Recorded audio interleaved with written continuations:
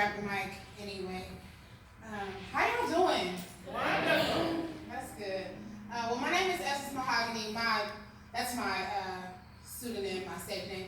But my given name is Nitrice Spicer. It's just a pleasure to be in the house of God, just in any facet around his people. That always feels good, to be able to acknowledge him and not be under scrutiny. But a little bit about me. I'm an author, an advocate, and a wellness enthusiast. I got into this by default. I kind of left away from church by default dealing with guys, and I got back into church and into healing and helping myself by default, away from heartbreak. And so that's kind of the long and short. And in that process, what I found was that as much as I was hurting, and as much as I was looking at the things that I saw that were wrong with me and the problems, much of which I created, along with some of the things that had happened to me that I either allowed or the things that people had done, I found that God was looking at who he created. Not who I was in that moment, but who he had designed me to be.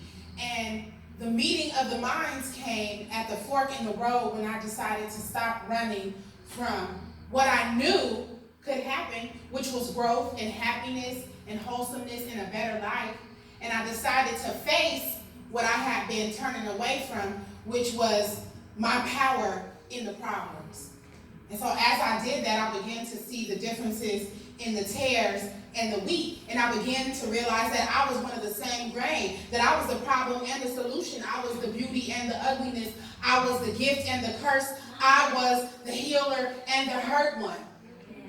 All the answers were also where the questions lied. And if I could just get with God and get right with him and just be genuine in my own heart and allow the relationship that we had to take place in the way that it was meant for us. Not what it was supposed to look like to a pastor in the church, on TV, people in the world, the projects on the block, the streets. Not to my boyfriend, my friends, my girlfriends, my lovers, my enemies, my frenemies. Not to none of them, my co-workers, white people, black people, but what it was supposed to look like to me.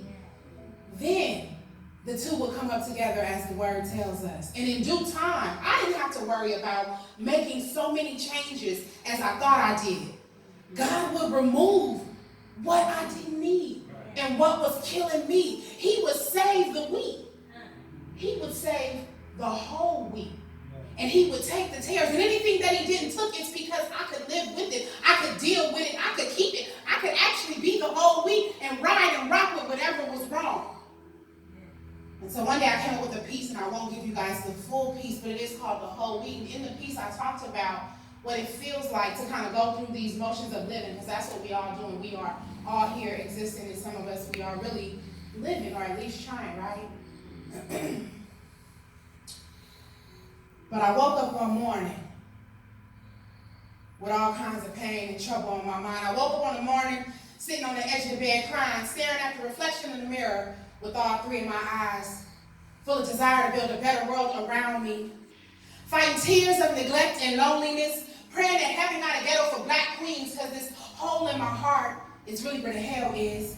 Figuring I ain't never been one to take a loss so well, and so even though my eyes swell, I recognize the fighter in front of me, and she ain't finna give in, so I might as well live. I try to hang up my woes on a strong rack. Safest place I know is down on my knees at the altar. I'm begging God for help, and he keeps showing me in front of the Holy Ghost is really where the help is. So I break out of my flesh, dig into my inner being, crack open my outer layers like a shellfish. I be getting swayed out of my blues like Elvis. Speak life and I love yous to myself when it ain't nobody around to tell this. I think all of my life really I've been selfish, because all I wanted was somebody to fight for me.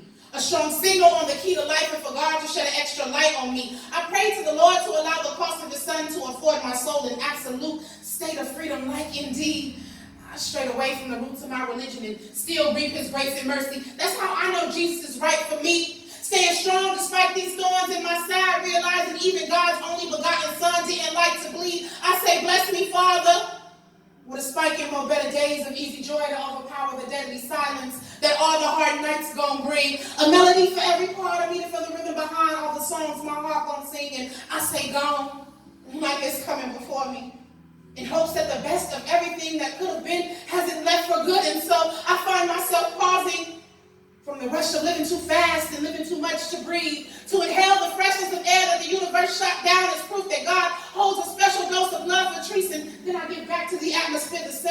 God saved for me. Some people think I be being sweet, but I feel like it's less than savory. See, back when I was 3 and my daddy died, my mama, she held me in her arms and told me I would tell every person crying to stop. I would say, it's gonna be all right. You don't have to be sad. My daddy's okay now. And as he got older and my friends would go through things I couldn't explain, I would say, it's gonna be all right. You ain't got to worry, because we gonna find a way out. And I want you to know, this is the time when people can't even stomach hope.